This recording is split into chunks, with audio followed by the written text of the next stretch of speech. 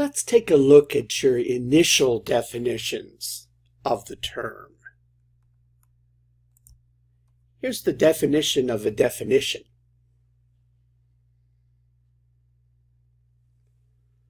So let's focus on what you think at this point is the essential nature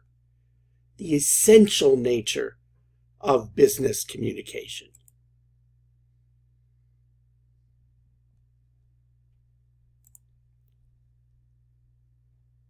Here's a definition that focuses on the type of communication, which is internal or external.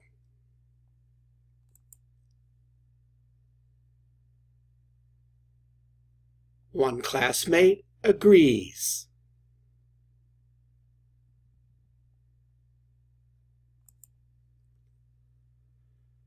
Now, we're switching a little bit.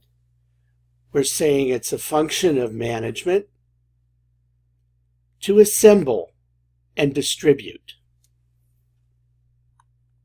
everywhere. So, now we have the concept of the process of assembly and distribution, and the concept of distribution method. But then others switch to a different type of essential nature of communication.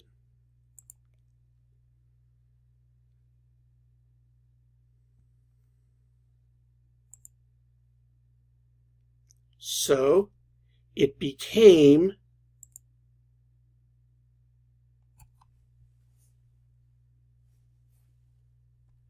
accomplishing of goals within a business.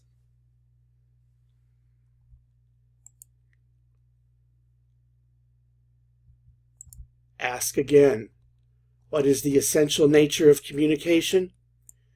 Well, this course will give you at least a dozen more ideas over the next 14 weeks. And my expectation is your understanding of the essential nature of communication will fundamentally shift.